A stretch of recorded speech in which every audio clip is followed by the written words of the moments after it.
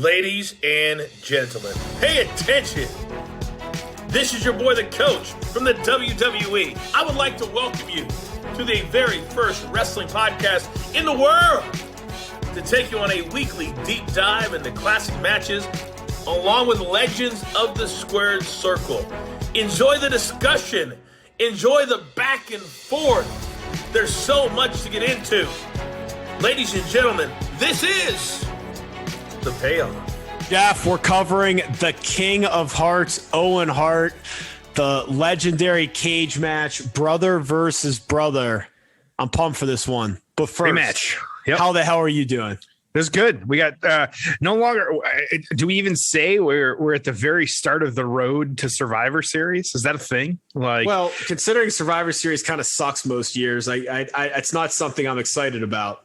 Yeah, we've got a few others. We got the NWA Empower, women's show. We've got All Out too in Chicago, which who knows who's going to show up at All Out. So I guess we could. We're not quite on the road to Survivor Series yet. We can hold off a little bit. We got Extreme Rules is next, and so we got a little bit of time here before we got to say that. But other than that, man, I'm doing good. Just summer's wrapping up. I know you and me and our shoot jobs, we're getting busy. Just things happening. So I'm doing good though. All right. I'm pumped to cover this one. It is a very, very highly rated match, and I'm skeptical. Like, I don't know. I mean, with the confines of the old blue cage, that no one's getting thrown off the top onto a table. That they're not fighting on top. I mean, a traditional steel cage match being this highly rated, I find it hard to believe, but I love the feud. I love the build for this aftermath. But I don't know. I'm really excited and anxious for this one, but I'm skeptical. What about you? Yeah, I think, like I said, we're in rematch season right now on the payoff. And so this is another one where, like last week, are we going to be splitting hairs on some of this stuff? Like, it's hard to say. And so this is another one where you and I, and we mean this when we say it, like we try not to watch as little of this or none of this beforehand. We have watched none of this. And so, we have not covered a lot of the blue cage steel match either. So I'm kind of excited about that as well.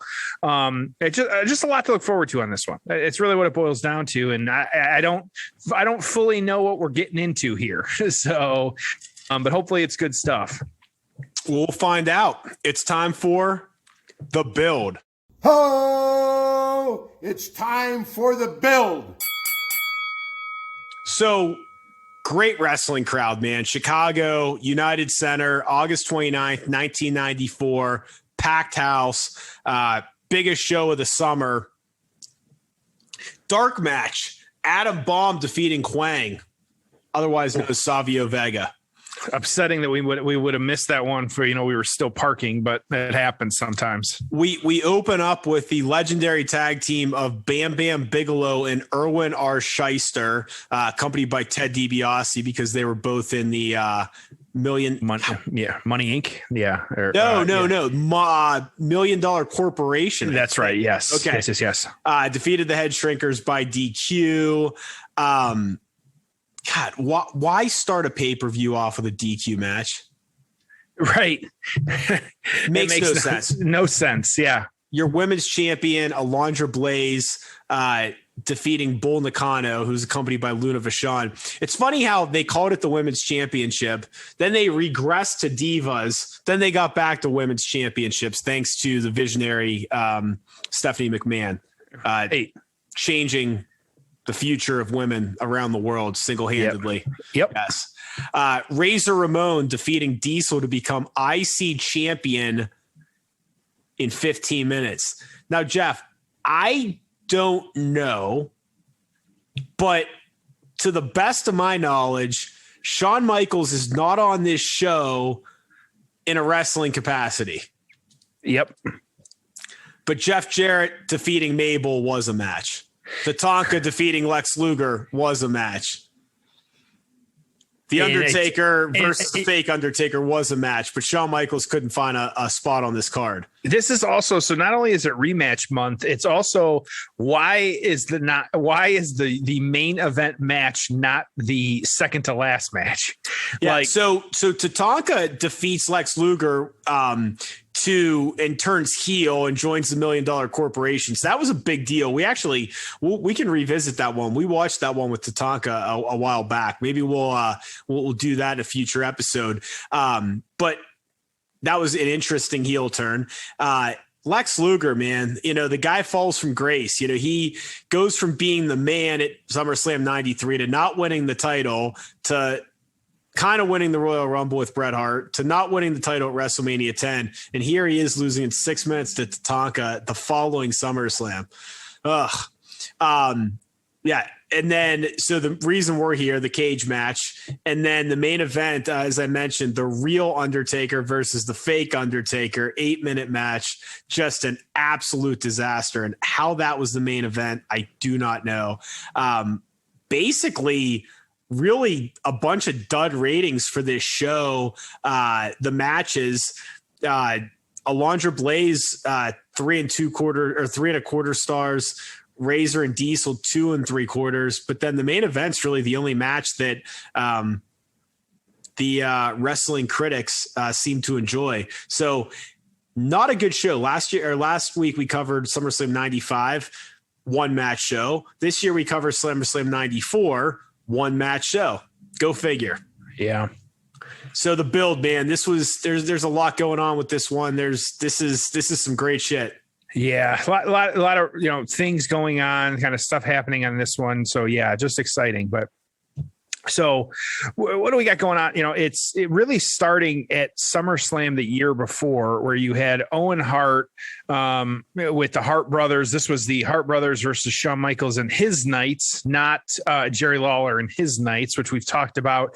We need to dig into this one. It's come up about probably 3-4 times. And so you don't have to like it, but one of these weeks I'm going to sneak in the Hart brothers versus Shawn Michaels and his Knights match, and we're going to cover it. And so, and that was like I forget how long that match was, but it was way too long. It was like a 26-minute match or something. Right. And so you had kind of, as I saw it kind of listed online, there was miscommunication within the Hart team, of course. And so this one, the lead up to this was you're supposed to have Lawler and his Knights after Bret won the King of the Ring that year, kind of crowning him as the true, Lawler wanted to know who the true king of WWF was. And so that's why those guys were kind of fighting at this point. But Michaels being a part of this match at this point. And so, but you had really Bret, he was on the outside of the ring. Owen ran into him. Owen lost, got distracted by that, got rolled up by Michaels and ended up getting pinned. And so, but, even though they won on this one, that you had Owen interrupting Bret and, really going at him and kind of verbally attacking him and kind of giving him the business verbally. So,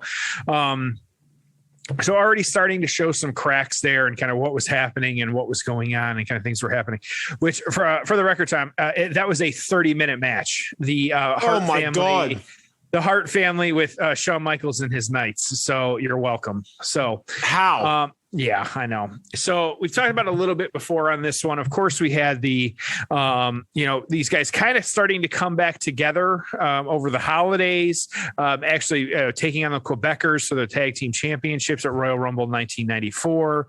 But kind of a stoppage during that match. And then you had Owen turning on Bret, kind of kicking him in the leg, really beating him up, kind of leaving him there. So I thought this was really funny because, WrestleMania 10 was the match, that we will be comparing this one to as they open that one. But I found it very funny because one of the write-ups on this one, as I was putting my notes together, it said Bret jobbed to Owen, which no, not so much. Not quite what I would call. I see you shaking your head.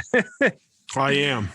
Right. Like just ridiculous. And so they had, of course, one of the best openers ever, WrestleMania 10 on that one, with Bret losing to Owen, but then going on later that night to defeat Yokozuna for the WWF World Heavyweight Championship. And so You then, after this, really, a couple months later, we were at Mania. Well, Mania a few months later, more than that. We jumped to King of the Ring 1994, where you have Jim Neidhart aligning himself with Owen Hart at this point too. You had Bulldog with Bret, just kind of a little bit of back and forth there as well. And then really, just these guys had been feuding on and off. You obviously had the WrestleMania match, the kind of allegiances split amongst the Hart family as to what was going on. And so I say, to quote, settle the feud. Booked them in this match at SummerSlam in the steel cage. And so just kind of an escalation of what had been happening and these guys kind of going at it. And then we get this match. So Tom, we'll keep Imagine that, a cage match to settle a feud, not because it was a themed cage match pay-per-view and we have to put people in a Hell in a Cell who happen to be feuding at this moment. I feel like someone on this show has suggested that before. I can't remember who. I mean, maybe he's at Payoff Tom. I think that's what he is. Yeah. Drives me nuts. Yeah. We'll see what happens there. So, all right, let's go. Yeah. SummerSlam 94, 1 hour and 40-minute mark. They're in the ring. They're ready to go. SummerSlam 94, season 7, Jeff. This is, yes. We had last week, season 8. This week we are season 7, episode 1. I don't want people getting confused. Yeah. 1 hour, 40-minute mark. Not the main event. I repeat, not the main event. Jeff, are you ready? Let's do it, man. All right. It's time for the payoff. Ho! It's time for the payoff. All right. So we got we talked about it a little bit at the start. We got the blue cage. Where is the blue cage nowadays? Why are we not using the blue cage? Thoughts, Tom? The blue cage is in the archives or the warehouse. Whatever they showed on that FX show. That is too, again, why we don't have a true, I don't care if it was in Stamford, Connecticut, I would find a way to get there. Why don't have some kind of museum or something? Makes no sense to me. But if they can bring back the prison, the Punjabi prison, they can bring back the blue cage. Like, let's do it. So do you know why they don't have one? Oh, here we go. No. Triple H's answer is that they always lose money and, they just don't work. I think the Hall of Fames. I thought you were talking about the cage. No, you're talking about the physical building. Yeah, they just say they just lose money and it's tough to do. What he did allude to, and I totally agreed with, was we might have a chance if we make it like experiential. So it would be, hey, you get to step in the ring. Hey, you get to do an entrance and get filmed. So, it's like, think of like, I'm sure you had like a science center growing up that you went to, kind of like that, where it's like, oh, we can do a bunch of cool stuff. And it's not just looking at stuff on a wall. Kind of like when you and I had our day contract at the PC of cutting a promo here and there. Yeah, I'm with you. Oh, yeah. I mean, if you could do all that stuff, then it would be really cool. Plus so like if you had like the WWE experience that was a Hall of Fame and there was stuff to do, I think that would work really well. So again, I'm just curious, how are we getting a all-time classic within the confines of the steel cage? I don't know, but we're going to find out. Very curious about this. So we're getting right into it too. The guys were brawling as the cage door was shut. You've got Bret coming out tough, but now you got Owen kind of stomping on Bret, picking him up a little bit here, just to kind of ripping off the singlet as well too. Interesting. I don't see that very often, but it's just kind of locked up at this point.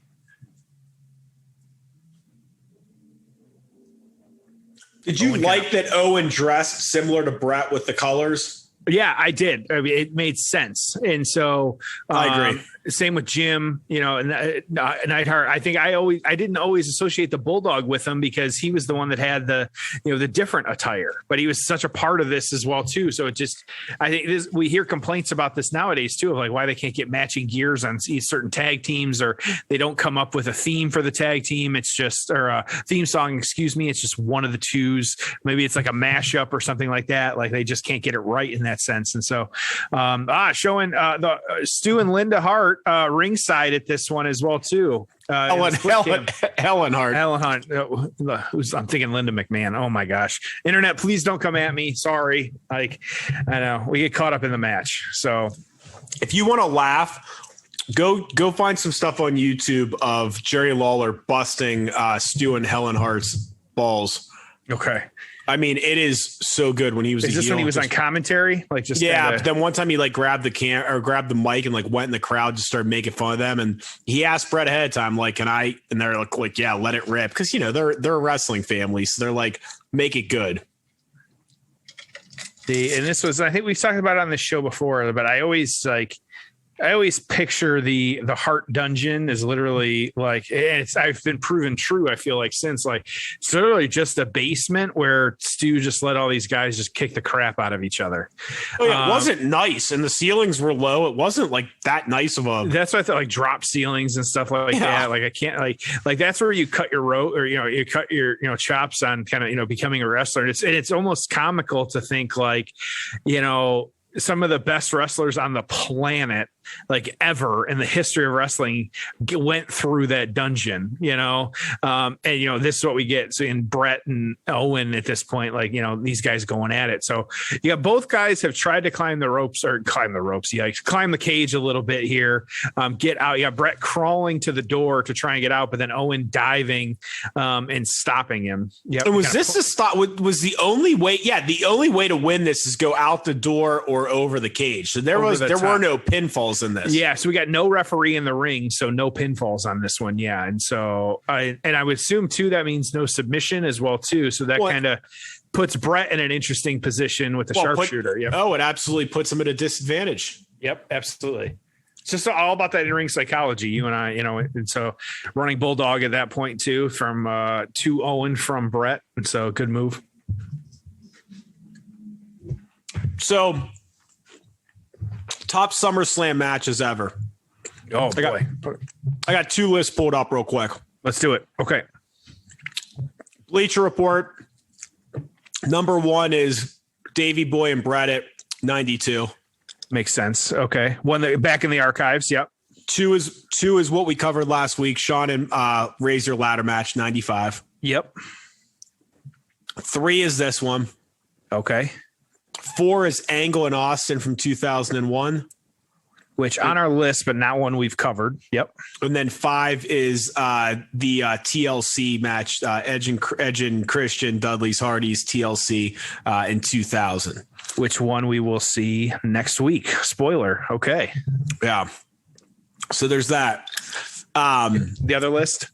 The other one I had was, hold on, I got to find it right now. I had it pulled up and I X'd out of it. It was the WWE list. Oh, okay. Okay. And actually I have a third one here eventually, if you give me a minute. So the WWE one, they just gave their top 10. They did not put them in any order, but I'll just share them with you. Cena Styles 2016, which was that was a fantastic match. Yeah. Yes. Bret Perfect 91. Also great. Lesnar Reigns Strowman Joe 2017. Yep. Rock Triple H ladder match from 98. In the archives. Yep. TLC match 2000. Shawn and Triple H 2002. Which I loved. Bret Bulldog 92, Cena Bryan 2013, Rock Lesnar 2002, Bret Owen 94. So a lot of good SummerSlam matches, man. Yeah, a lot, and I'm glad that we've covered 80% of those as well too. You got Owen now is on the other side of the cage, and Bret kind of holding him from kind of dropping down. Yeah, it's almost like it feels. There's just so much wrestling to talk about. Like it's great that we've got like the history we do. Like SummerSlam, it's just a busy season. We've got, after this week, we actually still have 2 more SummerSlam matches to cover.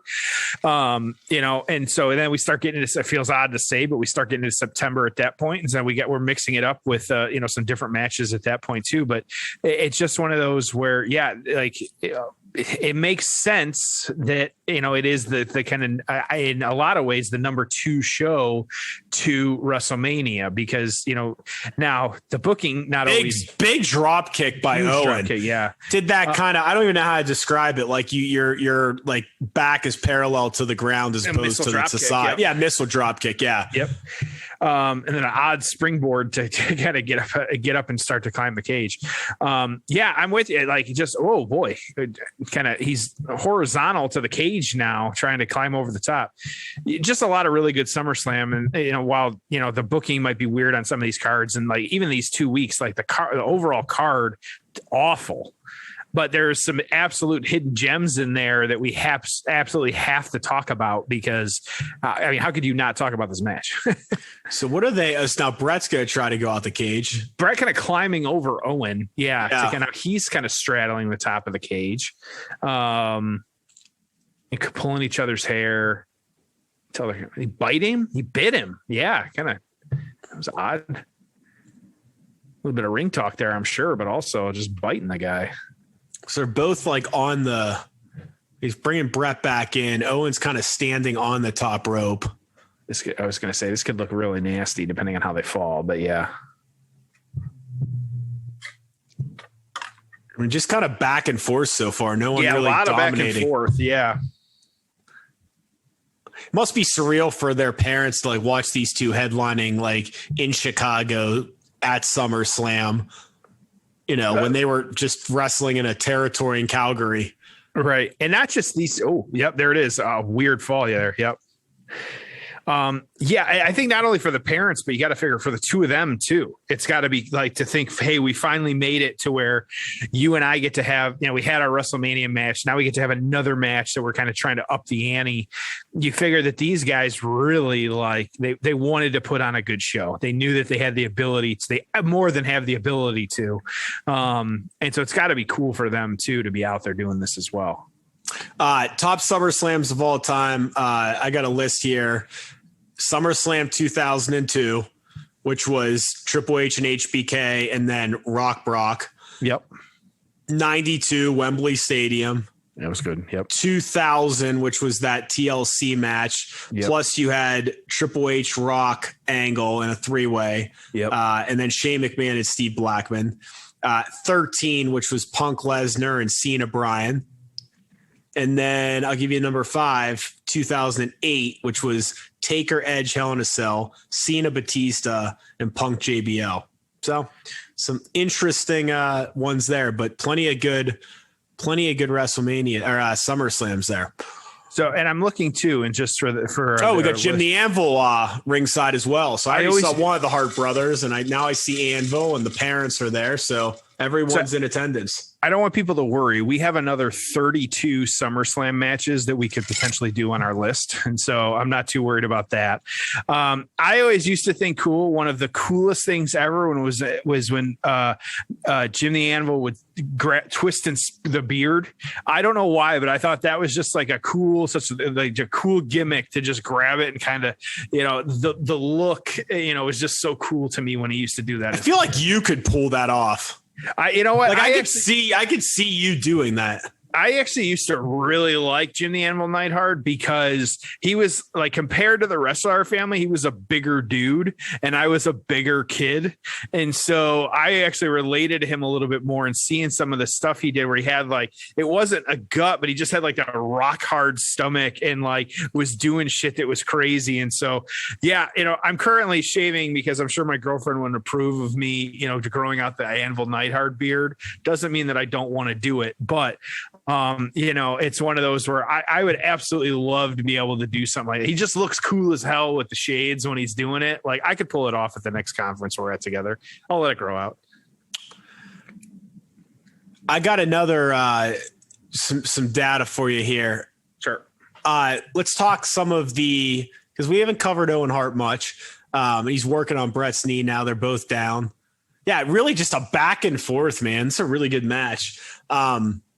So some of the best Owen Hart matches in his career. And what's Jim? Oh, Jim the Anvil Neidhart is just outside, just yelling. Yeah. So some of the best matches here. I'm just going through. So the Calgary Stampede match or Canadian Stampede match that got 4.25 stars.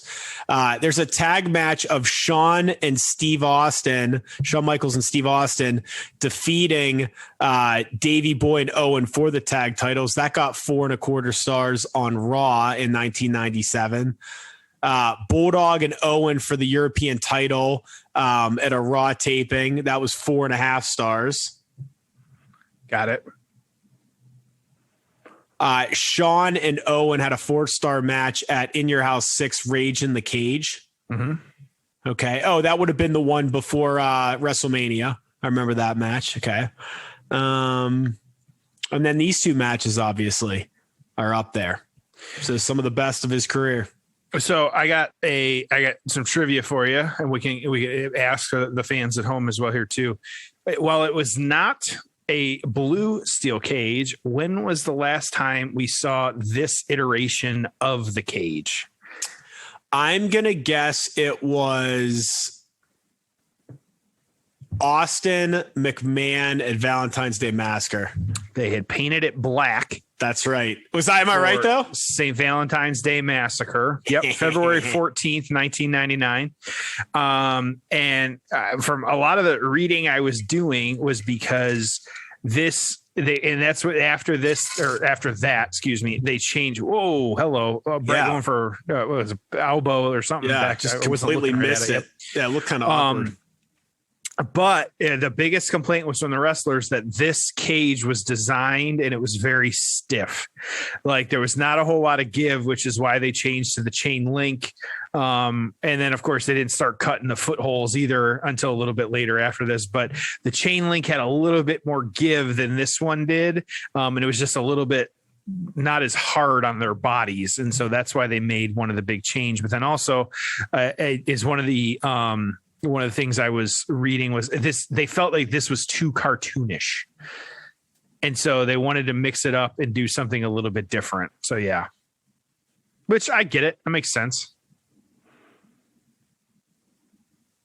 So now again, good spot. Choking him out on the cage. Yep. Owen just hanging. Looked really rough. Yeah, I know. Good spot though. Yeah. Bret just dragging Owen back in. That was good stuff. Yep. So this is the United Center where the Bulls played. Okay. Because remember later on, they ran Chicago. They ran the smaller building. This was like the bigger of the 2 Chicago buildings. So people going nuts for Bret climbing right quick. Yeah. Whoa. Yeah. I get some sound here. Owen pops up though, kind of stops it. Yeah. Wow. That was interesting. Yeah, that was a huge pop for Bret there. Yeah, trying to climb out. Well, Bret's over. Oh, he's got him like holding him like a torture rack and then just dropped him. God, they're just doing a lot of really interesting moves. Yeah. Yep. So, you've heard me say this before, but it's just Bret was over. Okay. Bret was over. And they don't give him a signature win against Flair. They just do it on like a house show, basically TV taping. He loses to Yoko, loses to Backlund. I mean, there's just so many times where they stopped and started with this guy, and Davey Boy's there as well. Got all hands on deck from the Hart family. But it's just I don't know. Again, I feel like I'd have a higher opinion of Bret if he was booked better. Yeah. And you and I've talked about this a lot of just like, how we felt about Bret and stuff like that. And it's, he really screwed over in a lot of ways by the booking that kind of happened to him. But I agree. I think so too. And that's why, people, I think too, throwing Owen face first into the cage. That was stiff as hell. And kind of both guys kind of bouncing off at this point. Yeah. So now they're showing the crowd a little bit more here too, or at least like you said, like Davey Boy and Neidhart kind of sitting ringside as well as Stu and Helen Hart. You're welcome. Kind of sitting there as well too, which they will continue to play into these guys a little bit, future story in the aftermath. So yeah, boy, they are popping hard every time that Bret gets close to kind of going over the top. And Owen just kind of, stopping him every single time here. Yeah, they're doing a lot of teasing of going out of the cage. Yep, I agree. Like a ton, and like on the ropes, bringing each other back. But I guess it's like kind of like the false finishes of, it's like their way of doing false finishes. But yeah, they're doing a lot of like big time spots. I mean, they're really laying it in on each other. Mm-hmm. I love how Neidhart's not even like front row. He looks like he's about 10 rows back. Oh, I know. He's not even kind of he's just kind of hanging out doing his own thing. Like, that's kind of funny. So what's he going to powerbomb here? What are you going to do? Pile driver. Yep. Oh, his head was out too. Ugh. Yeah, I know. Well, I was looking for it like Austin too. That's rough. Yep. Well, that was the worst because he did like the tombstone, but then he didn't, but he dropped on his butt. I mean, I don't know why he did that. The sit out tombstone. Yeah, that's just rough. Bret suddenly does look like he's knocked out.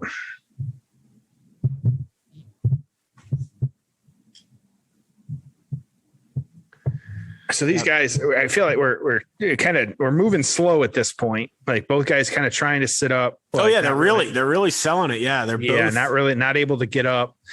Doing a good job at Owen trying again here, but their timing is very good. Like Owen starts to climb, Bret, then he kind of rolls over and sees it. Yeah, it looks natural, right? It doesn't look like it's like a spot. I mean, it just looks like they're both just flowing really well.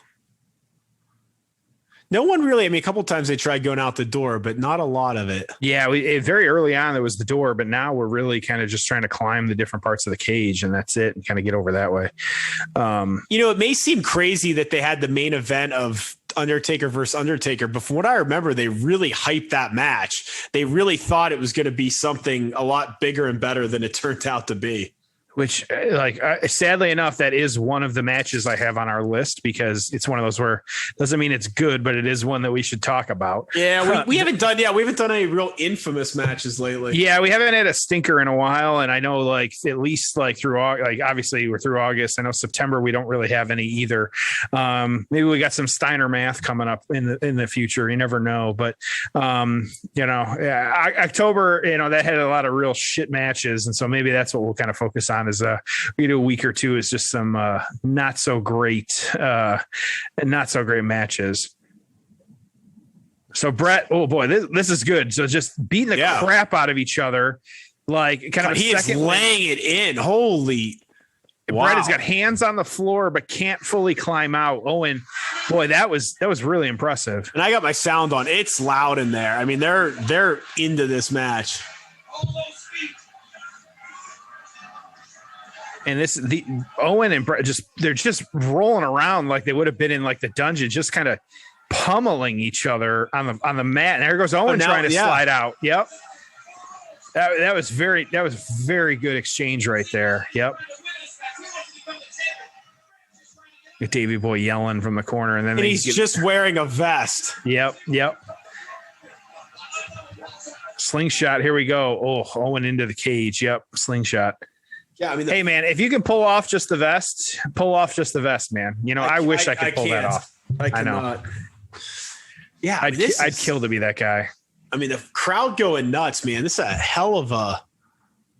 Yeah, very into everybody. Like, we got that hard camera side. Everybody's up on their feet. Great to see, and then kind of back down. So now, Bret. Now that was really good.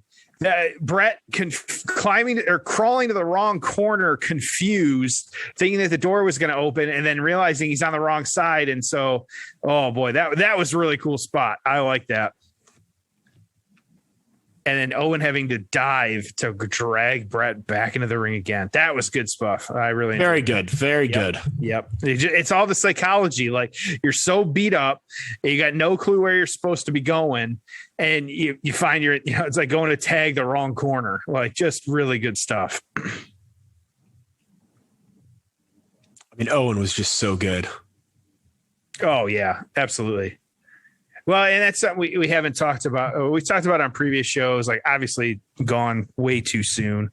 Like, who would you have liked to seen him feud with? Like, who did we miss out on him feuding with, before he died?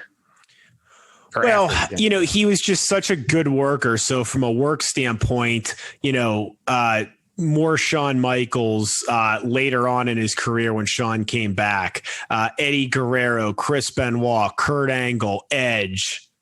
Mm-hmm. Those are some, right? Yep. I mean, just that whole crew. Yeah, absolutely. And again, Bret kind of charging Owen into the cage. I got another Owen Hart list here for you. So their top 10 is WrestleMania 10, Canadian Stampede, Shawn Michaels at that In Your House 6 Rage in the Cage, which that'd be a good one for us to go back and watch. Yep. The Raw one that I was talking about with Davey Boy for the European title. This match was 5th. Owen, now, have you ever heard, this is a good one. Have you ever heard about Owen Hart and the 1-2-3 Kid at King of the Ring 94? I don't think so. Okay. Maybe. I don't know. You're gonna add that to our list. So, but here's the thing. Don't ask me how I found it. I found a list of the top matches in history that were under 5 minutes. Okay. And I was like, okay, well, now I have to watch this match, right? So when we already have that Owen Hart 1-2-3 Kid on our list. Okay. It's only 5 minutes long. Yeah, 3 minutes and 37 seconds is what I have. It was the greatest match of under 5 minutes ever. And I'm like, well, how's this possible? I went back and watched it, and it was like, holy shit, this was so good. So, well, and go ahead. No, we just have to watch that. Well, and this is why I put the timestamps on our Tom and I have just a huge spreadsheet that we kind of use for these things. And that's why I actually put the timestamps on these, because we've got a bunch of matches that were rated super high in that, like, same type thing. And so that one is one of the shorter ones we covered. That one. I'm just kind of skimming through the list here so I can give you some of these ones. I've got a 1-2-3 Kid Razor Ramon that was 2 minutes and 2 minutes and 12 seconds. I don't know if you got that one on your list. No. So again, here we go. Owen trying. Yeah. So Owen kind of trying to get up the cage. I've got this has to be the most attempted exits in a blue cage match in history. How about Jake the Snake versus Steve Austin in the King? That was a 4-minute match for the King of the Ring, 1996. That was another short one. A lot of King of the Ring matches, very short. Well, you got to think, because these guys are wrestling multiple matches the same night, that it just wears on your body. Owen and Razor had a King of the Ring match, 1994. That was the finals for that one. Yep, of course. So they're on top of the... We're trying to throw each other's faces into the cage. I mean, these two are just beating the shit out of each other. They're up on the top rope. You don't practice this stuff. It's just, I mean, they're doing so many like awkward moves off the ropes and off the cage. It's just, I mean, I'm sure they practice some of it earlier in the day, but you're not doing this stuff regularly. Well, and I always go back to what Brian Pillman Jr. said when we were talking to him about just, hello. Owen trying to hold on to the cage and Bret kicking his arm out. Bret climbing. Yeah. Anyways, so Brian Pillman Jr. said about like building your stamina up, like it's a 30-minute wrestling match. Like, and when people like my girlfriend finally has gotten to the point where she's like, okay, this is real. Like, yes, like the story is scripted and some of that is pre-planned, but like what they're doing in the ring. Yeah. Like it absolutely hurts. They're putting themselves through tables. They're taking these dives. Like, and so, it's guys and men and women, I say wrestling in their underwear, like, Bret, Jesus. Owen full speed, kind of off the ropes into Bret, both guys laid out. And I wonder, like, when you and I will never know, like to these guys calling it in the ring, like how much of this is them calling it in the ring? There might be a half dozen spots they knew they wanted to hit, but like the arm kick, but at the same time, like, you still got to put a 30-minute match together impromptu. Rest of these top 10 Owen matches, that Owen and Davey versus Sean and Steve match from Raw. Here's one I wasn't expecting. Owen versus Jushin Thunder Liger, New Japan in 1991. Okay. Owen Triple H at WrestleMania 14, and then Owen Steve at SummerSlam 97. So, I mean, some great matches in his career, some great feuds. It would have been fun to see what else he could have done, especially, gosh, like during the tail end of that Attitude Era. I mean, 99, 2000, 2001. You think all the great workers that were in the company then. Boom, there's your superplex. Big ass superplex. Kids going crazy. Both got nobody moving after it. Yeah, but the crowd going crazy.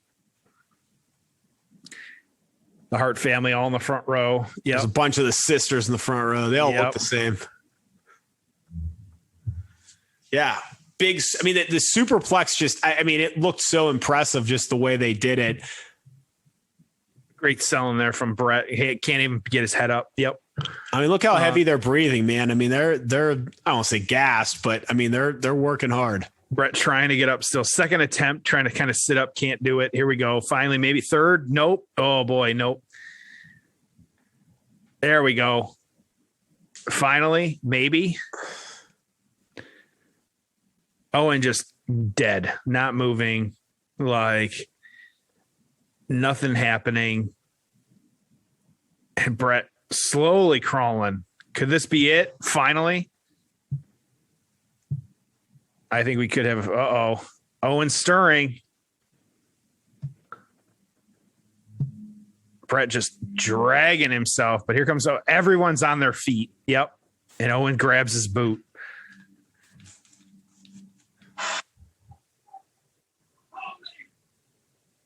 Yep. Owen got him and just pulls him back in. Jesus. And we keep going. Here we go. Owen locking in the sharpshooter. He's just such a good heel. Great visual. Yep. Yeah, of Owen just cranking it back on Bret. Yep. Hey, I'll tell you something. You were bitching about it, and I think it's a big thing online. And I'll tell you that I don't think I noticed it until recently, but now that I've noticed it, I can't stop not noticing it. It's driving me insane. The Kevin Dunn quick cuts. Oh boy, yeah, dude, it's actually like really bad. Like you said, for years, man. Like, I know that, but I never realized how bad it is, and I swear it's gotten worse. Like, there was a spot. I can't remember if it was Money in the Bank or if it was in like a Raw and SmackDown afterwards, where got Owen tapping out, and how Bret reversed it. The only thing this match is missing is some blood, and I'm not a big blood guy, but this could have used it. Yep. There was a table spot, and I can't remember who went through a table, what match it was. You couldn't see it. Yep. Because they just went away from it. They've got a lot of like the tactics he uses too is they will slow down the replay until the moment of impact, which I hate. Which I want to see a slow-mo of the moment of impact, unless they want you to see it because they feel like that it's like the filming tactic, like speeding it up to make it look more violent than it is. Yikes. Both guys falling off the top rope now. After Owen kind of punched Bret, they just both laying out. Yeah. So the replay has always been that way. Chair shots are terrible right now. Every single swing of a chair shot gets a quick cut. So it's like when the actual impact happens, whether you go through a table or get hit by a chair, it's switching the camera angle. Yep. I don't get it. Yep. I mean, is it like, what's the point? Is it to like make it feel like it's more impactful? Is it so that if it's not a good swing or like not a square hit and it looks fake, it won't look fake? Like, I don't understand it. There's a lot to it. Yeah. And it was actually for years, I've, listened to the Cultaholic guys too, and shout out to them. And like, they really shined a spotlight on it for me for years ago. But yeah, this is like, it's sad because there are certain times where it's so noticeable. It's like disgusting. And so, yeah, both guys now on the outside, Bret and Owen punching each other. Owen, kind of both guys getting bounced off the cage at this point. Oh boy. And Owen's tied up.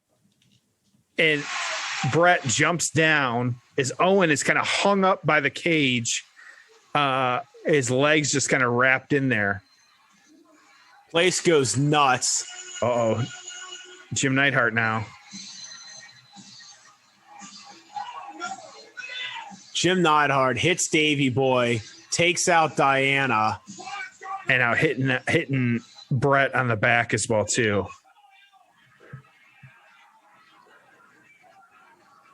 So the Anvil is in wrestling tights. Yep. Hey, why wouldn't you be? You got to be ready to go, man. This is just like you got to be able to defend a belt at any point if you own one.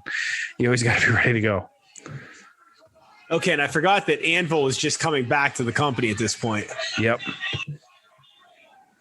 And so you got him. So you got Anvil and Owen kind of dumping Bret's Bret your winner back in the ring. Yep.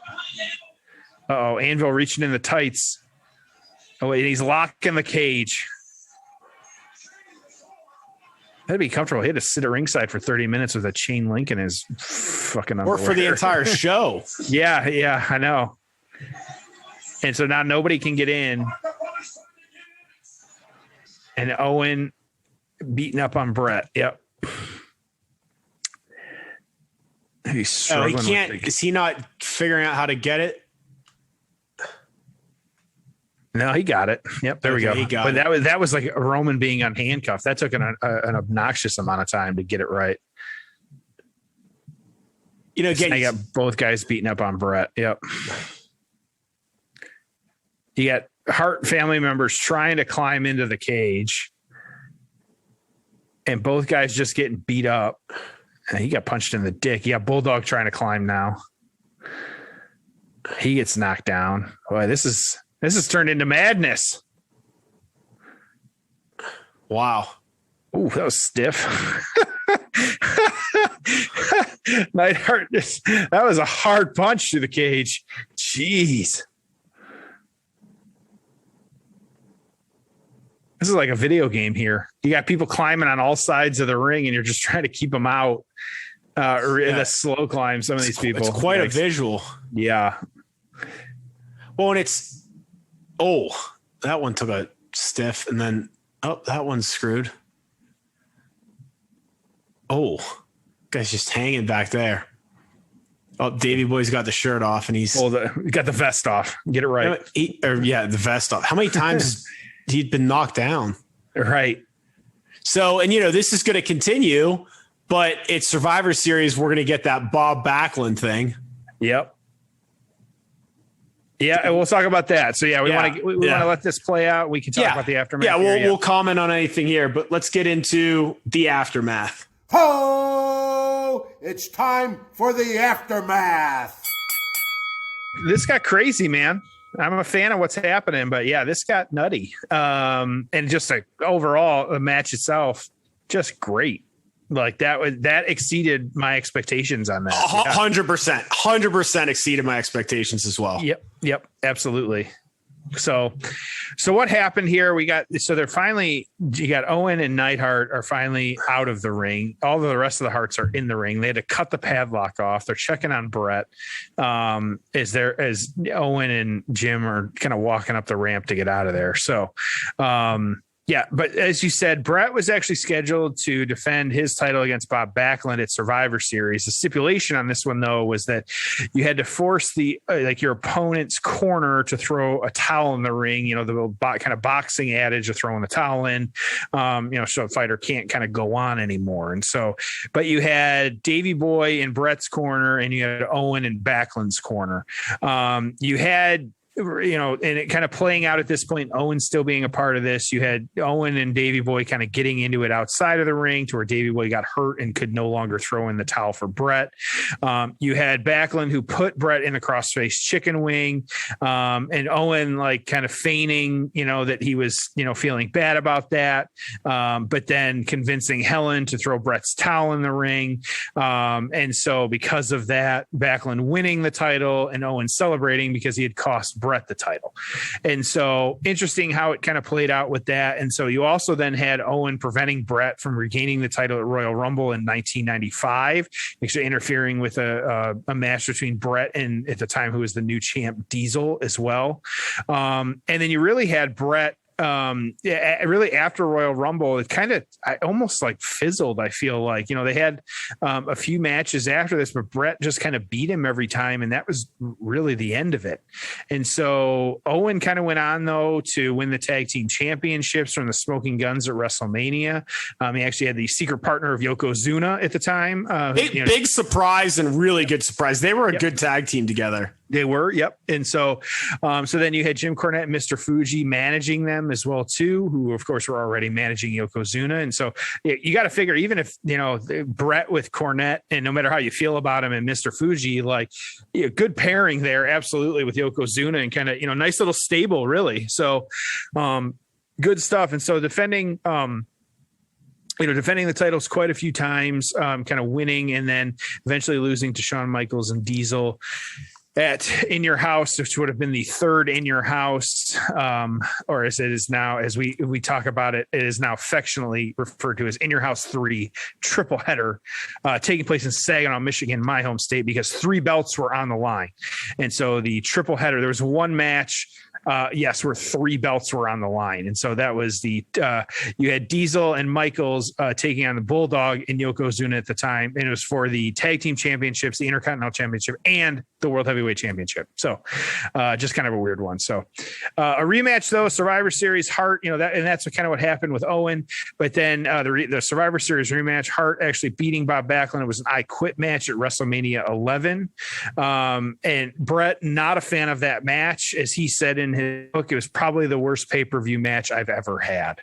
Yep. So, which, yes, it was not a great match. So, but where are we at on this one? Of course, PWI Owen, numero 10, Bret, 1994, and number 1. Okay. And so kind of short reviews on this one, and really interesting reviews on this one, too. So Wade I didn't dislike SummerSlam, but I didn't particularly like it either. It gets a 3.5 rating, a marginal thumbs down overall. Wade gave it 3.5?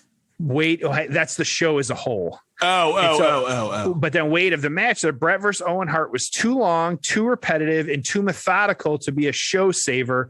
The event needed a show saver match to be considered for a mid-range score.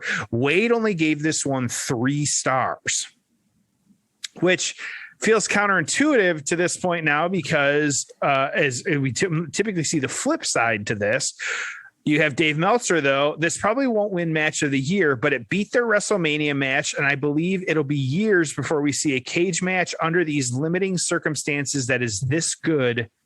5 stars. Wow. So Meltzer gave it 5. Wade gave it 3. Tom, where do you sit on this one? And as I asked you last week, I'll ask you this week again, too. Which match are you picking out of the WrestleMania or the SummerSlam match? I like this match better than the WrestleMania match. Okay. I thought it was pretty good. I mean, it was, I get that it was a touch repetitive, but what the hell else are you supposed to do in the cage? It's like, that's what I said. I find cage matches very difficult. It's so limiting. There's just not a lot you can do. So I'm looking at it as a cage match. And I thought as a cage match, it was very, very good. Crowd was into it. Felt like either guy could win. Back and forth, super stiff. I love most of the storyline. I didn't love the Backlund stuff at the end there, but otherwise, if you look at everything leading up to this and WrestleMania 10, payoff, aftermath, build, I'm going to give this one an 8. Okay. So I would not say 5-star match, but I wouldn't say 3-star match. I'd say on the 5-star, if you're looking at like what that match was, I think it's probably 4.25, 4.5. So I'm closer to Meltzer in that regard. This was, I'm with you. I'm actually, I'm going to give this one an 8 as well. I think I actually want to go back and rewatch this with all the crowd reactions. Like, you and I watch this, we occasionally turn the sound on, but we don't always have it on. And so based on how they were reacting, I think that would it may actually raise my score a little bit if I was watching it that way. I'm with you as well, too. While I think the opening match of WrestleMania was, it's set a bar that was very, very high. In that match probably, had a little bit more diversity of kind of what they were doing. But again, like you said, they were in like a cage. So you got to make the best with what you have. And they put on a 30-minute match where they beat the hell out of each other. And it was a great match. And you had no clue who was going to win or what direction they were going to go. And so I absolutely think that, it was just worth it. It was good. And I was impressed with it. So yeah, 8 for me, 8 for you. And as I haven't said it in a while, I think I probably could, like I said, probably get a little bit more, but more than a lot of the matches that we've watched in a while, I was definitely sports entertained. Yeah, I mean, really good, really good. Again, I get some of the knocks. I mean, to me, it wasn't like a perfect 5-star match. A little long, maybe a little repetitive, but man, pretty damn good overall, especially given the limitations that you're going to have in that style of match. Mm-hmm. Yep, absolutely. So. Great feud, man. I mean, it's funny too. It's fun too to think about like that feud in this era. Like you probably get what? 3, 4, or 5 matches. You probably get a Hell in a Cell match. I mean, it's just, it's interesting to think, there's so much I like about like previous eras, but you also go, okay. And I think I may have mentioned this before, but Hogan Warrior, what if you had three matches in that series? What if you got more Hogan Savage? What if you got more of these guys? What if you got more, of a lot of these feuds that we had over the years? We didn't get a lot of, because it wasn't 12 kind of A shows. It was either some B shows like In Your Houses, or it was just the traditional 4 or 5 pay-per-views. So right. You would have gotten more of it. Doesn't mean it would have been better, but it might have been. You never know. Yeah, absolutely. So well, at time I feel almost like embarrassed by myself because we've gone this entire show and I've yet to remind our fans that 20% off manscaped.com, all kinds of good products, all kinds of good stuff. You get 20% off free shipping. All you got to do is use the promo code payoff. It supports us. It makes it so we can keep putting on the shows that we're doing. And we of course thank you for all that stuff. It's it doesn't matter. You order something little, you order like the kind of the performance package 4.0 and get all the different stuff to kind of try it out. It's absolutely worth it. Of course, that's manscaped.com, promo code payoff for 20% off and free shipping. So yeah, had to get it in there. No. And so right now the package, the performance package 4.0, it's $217 worth of stuff for $119. Plus, Then you get the 20% discount using code payoff. Then totally worth it. Yep. You get free shipping. Yeah. So for about $100, you can get the 4.0 lawnmower, which is, the electric trimmer. You get the weed whacker, which is ear and nose, anti-chafing ball deodorant, ball spray toner, and shaving mats. Oh, plus you get the travel bag and the boxers. The boxers are actually some of the nicest boxers I own. And the travel bag's really nice too. So that's a hell of a package for under $100. I like the t-shirt too. I got the t-shirt don't forget the t-shirt as well. And kind of, for under $100. Yep. It's all worth it. So. Yeah. It's a hell of a deal. Good stuff. All right. Well, send them home, Tom. All right. Well, we appreciate it. I'd plug next week's episode, but Jeff didn't tell me what it is, so I don't know. But you want me to spoil it? We're trying to the end here. I feel like, go ahead. Again, it's rematch once again. It's a match that you talked about during the show. We're going back SummerSlam 2000, Tag Team Championship, tables, ladders, and chairs. We got Edge and Christian versus the Dudley Boys versus the Hardy Boys, and once again another rematch. So there you go. All right, I like Good stuff. That'll be a fun match. So cool. Well, thank you guys, as always, for joining us on an all-new episode of The Payoff.